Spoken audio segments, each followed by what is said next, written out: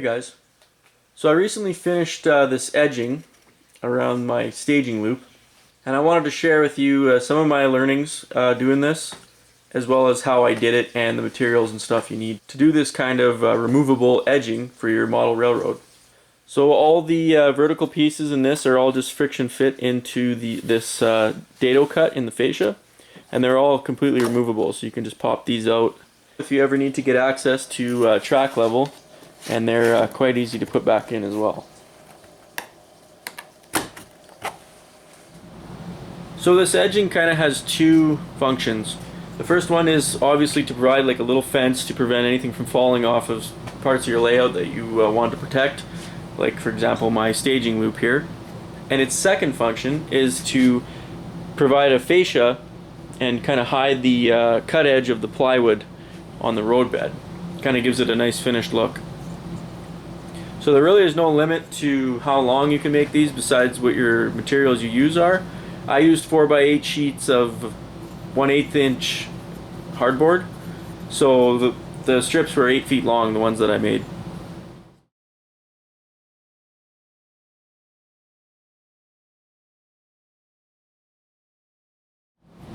Clear plastic that I used, it's called Acrylic Sheet. It came in 6-foot sheets. So those pieces were limited to 6 feet long. So like this one right here, you can barely see it, but this is a 6-foot piece that goes all the way from this post over here to that one.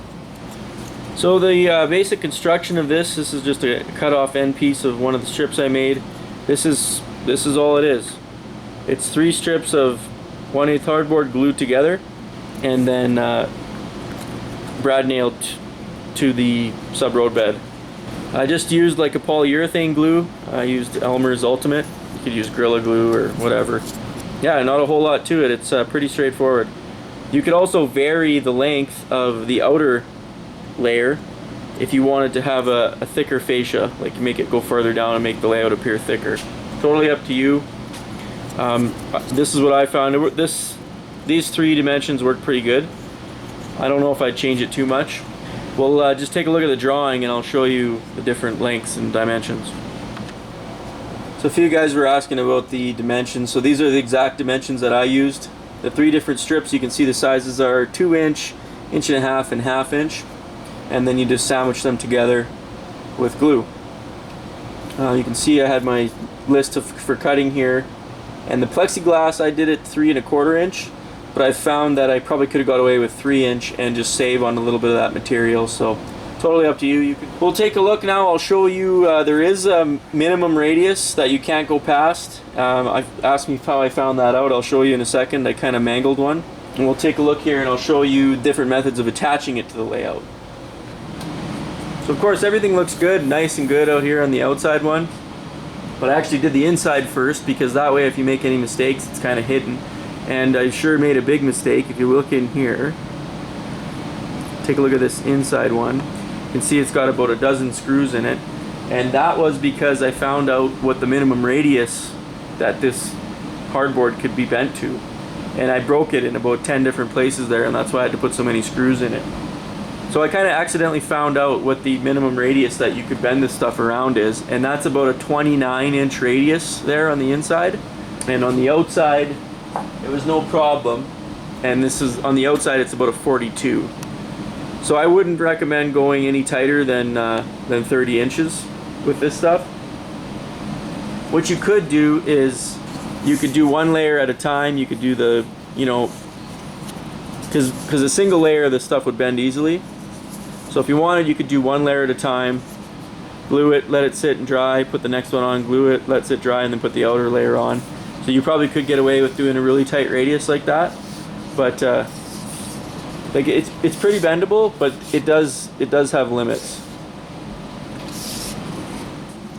So for attaching this edging to the Sub Roadbed, I started using screws and I was countersinking through. You had to countersink these, and then put a small, 3/4 inch screw in or whatever. And I just found I didn't like the look of it. Screws are kind of unsightly. They're pretty big, and they end up bulging the hardboard and stuff. So I switched to brad nails. All I had was some big 2-inch ones, which were way too long, and I also had some smaller ones that were probably too short. So if you had an 1 1.25" brad nail would probably work really good.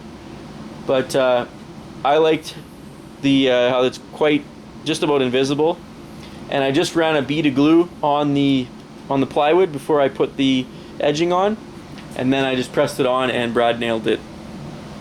And from far away, like you can't even barely see the brad nail marks. We're about 4 feet back or so, and like I said, you can barely see where the brad nails are on the edging there. And they'd be really easy to hide. If it was painted and it was a finished part of your layout, you could easily just put some drywall mud in those holes, sand it. So the acrylic sheet ended up being 2 3/4 inch from the base of the Sub Roadbed, and that was just a number that I came up with. I thought that would be, you know, you won't give you good protection for even your tallest rolling stock. So I'm going to run intermodal trains and run them pretty fast. So I wanted to make sure that I didn't have to worry about anything going off the side underneath here. And kind of the way I was testing it was just, this is a Cato three-car well pack. A couple different types of containers. These are Concord. This is Atlas, and I think those are Catos on the end with the magnets. So you just string line it here. And you can see you wouldn't have to worry about your containers tipping over the side. I actually went a little overkill.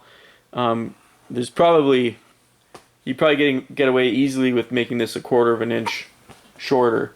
So I think on my next ones that I do, I would make those 3 inches tall. So that would make that would give you 2.5 inches above the base of the Sub Roadbed.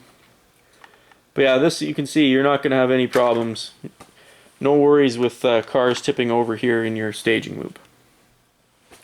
There's a little bit better view. You can see there'll be no problems here with losing containers over the side or any of the tall rolling stock or anything like that. And the main reason I wanted a transparent edging is because this loop eventually will be hidden. You can see I've got a piece of wood here just to demonstrate, but most of this loop will be hidden underneath another part of the layout. So this way you can always see, you can just stick your head under that layout and you can see the staging tracks under here. And if you need to get in there, you can easily pop out whatever piece you need to get at to get your hand right in there down at track level.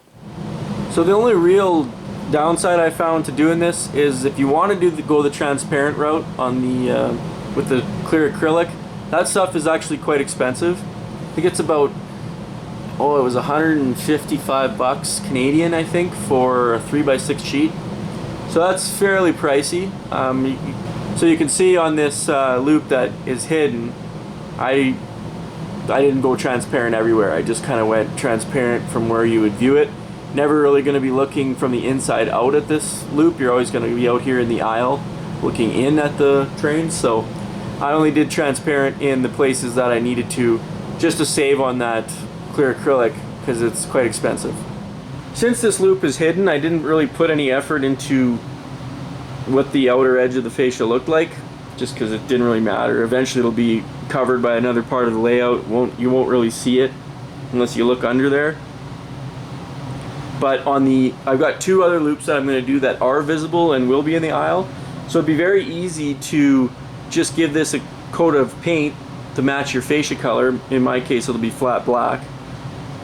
Paint them before you put them on, and then when you go and install them, you'll have a really nice sharp paint edge all the way around from the top.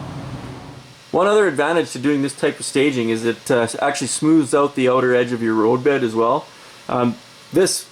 This edge here on this staging loop was embarrassing. Like I did such a crappy job cutting the plywood. It was kind of all over the place. There were little bumps and stuff.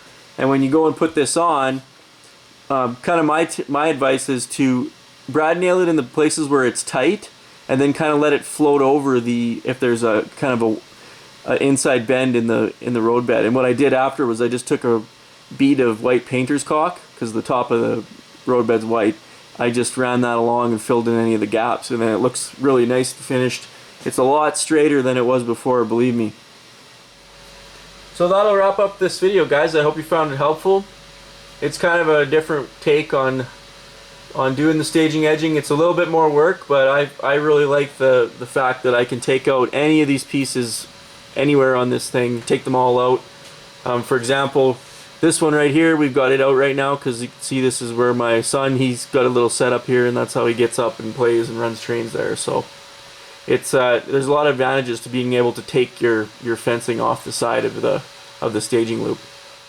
I hope you found the video informative. Thanks a lot for watching. See you next time.